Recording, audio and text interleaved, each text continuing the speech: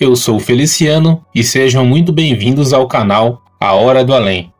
Para você que já é inscrito, obrigado mais uma vez pela presença. Para você que está chegando agora, expresso meu muito obrigado e aproveito para pedir que faça sua inscrição no canal e ative o sino de notificações. Nossos vídeos são aos domingos, terças, quartas e sextas-feiras. Nesse vídeo, teremos 2 relatos assombrados que aconteceram na Bahia. Então fiquem agora com a narração das inscritas do canal A Hora do Além.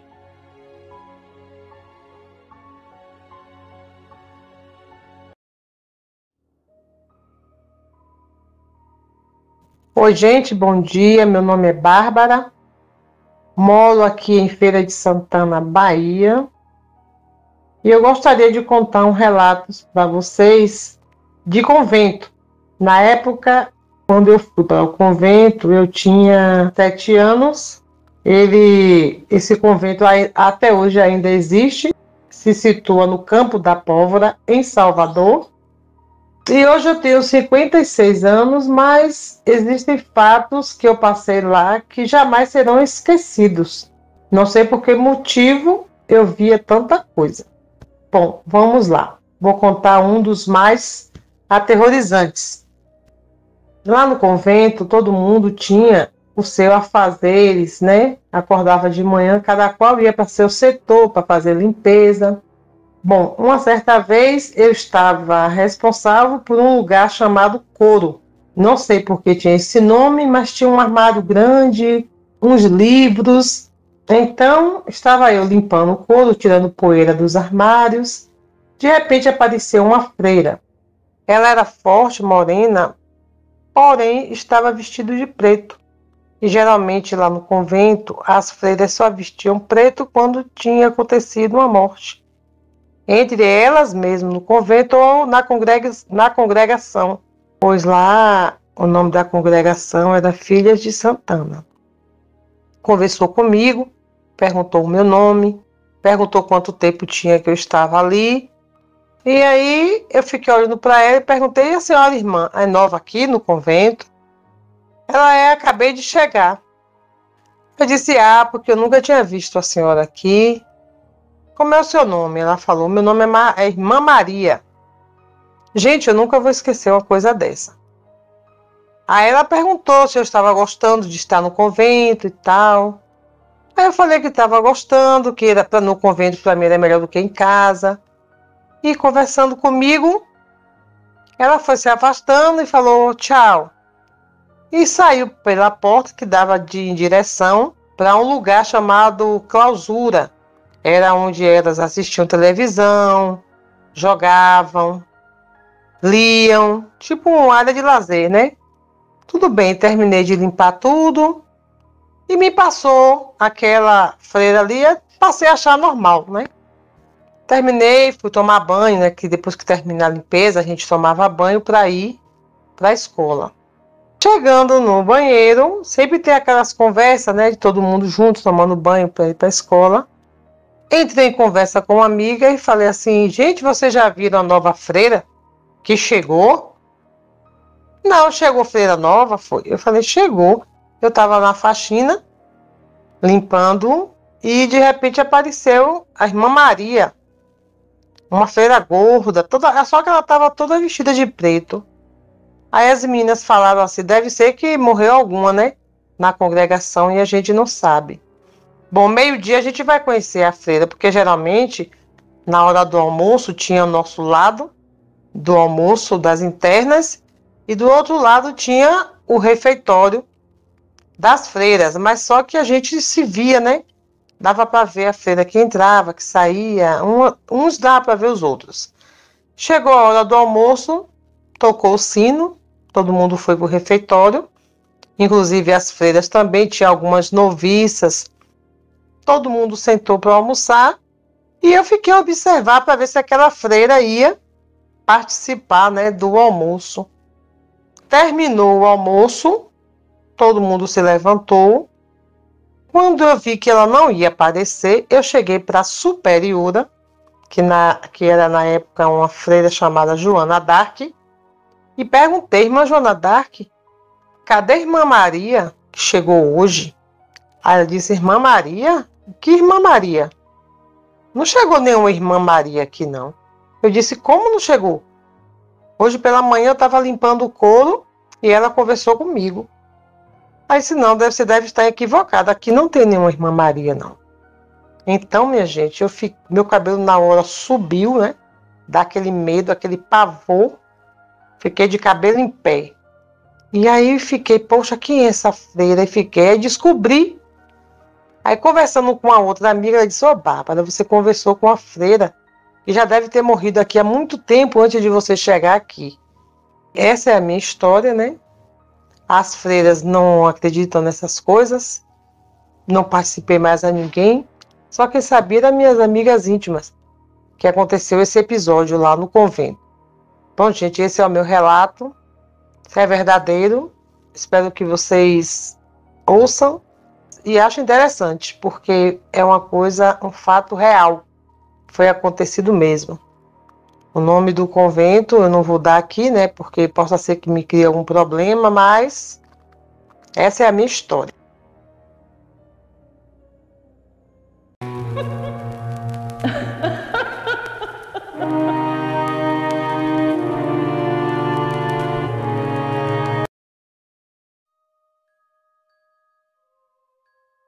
Olá, Feliciano. Boa tarde. Meu nome é Cristiane. Eu tenho 37 anos. Sou da Bahia, sou de Gandu. Eu vim hoje contar aqui o meu relato sobrenatural. Na verdade, eu tenho vários episódios de contato com o sobrenatural, mas esse eu vivi há uns anos atrás, foi o que mais me marcou. Em 2005, eu trabalhei em uma casa como acompanhante de uma senhora idosa. E o que acontece? Eu vivi nessa casa mais ou menos por uns 6 meses. Eu dormia no quarto dos fundos, né, que ficava na cozinha, o quarto dos empregados. Meu quarto eu sempre dormia trancado, nunca dormia de porta aberta, o quarto sempre estava trancado. Numa noite, estava chovendo muito, perdi o sono espalhou mais ou menos 1h da manhã, por aí eu não consegui dormir. Fiquei sentada na cama, com a luz apagada, só que a casa, no quarto tinha uma telha de vidro, por mesmo estando chovendo, mas a claridade da luz da rua refletia e o quarto não ficava tão escuro, então não vi necessidade de acender as luzes. Fiquei sentada até esperar o sono vir. Mais ou menos meia hora depois, eu comecei a ouvir uns passos na cozinha. O meu quarto ficava na cozinha. De início não fiquei com medo nenhum, porque a casa onde eu trabalhava tinham 3 médicos que eram filhos dessa senhora que eu era acompanhante. Eles poderiam chegar tarde e tal, às vezes, e aí vir na cozinha, comer alguma coisa e voltar. Então eu não estava com medo. Então tudo bem. Só que, passando uns minutos, eu ouvi como se fosse alguém mexendo nas panelas que ficavam um aparelho chamado bateria, que a gente fala na Bahia, que coloca as panelas penduradas. Então eu comecei a ouvir um barulho que parece que alguém estava passando a mão em todas as panelas de uma vez, assim, fazia aquele barulho, né, mesmo de panela. Aí eu comecei a ficar com um pouco de medo, mas não medo. Eu falei, nossa, será que eles estão pegando panela lá em cima a essa hora? Depois eu ouvi como se fosse destampar panelas. E a seguir, o que me deu medo mesmo foi que eu comecei a ouvir uns passos rastejantes até a porta do meu quarto. E como eu sabia que eles nunca viriam cá na porta do meu quarto e tal, então eu comecei a desconfiar, ficar com medo, né? Eu falei, meu Deus, o que será isso? E quando chegou na porta do meu quarto, eu não conseguia nem deitar, porque eu fiquei estatalada, assim, né? Com os olhos arregalados, olhando para a porta. E nessa hora, eu pude ver uma sombra pular para dentro, atravessar a porta do meu quarto. Nessa hora, eu comecei a pensar em Deus, deitei de bruços, e comecei a orar em pensamento, porque eu estava trêmula, não sei, eu estava em choque ali. Nessa hora, eu estava de bruços, então eu senti uma respiração se aproximar muito, muito forte de mim, de alguém que estava fugindo. Essa pessoa estava desesperada. É como se eu estivesse entendendo que ele estivesse procurando refúgio.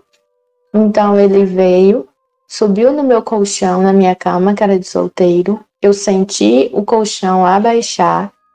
Seja lá quem tenha sido, ele se jogou por cima de mim. Nesse momento que ele se jogou por cima de mim, meu corpo adormeceu inteiro.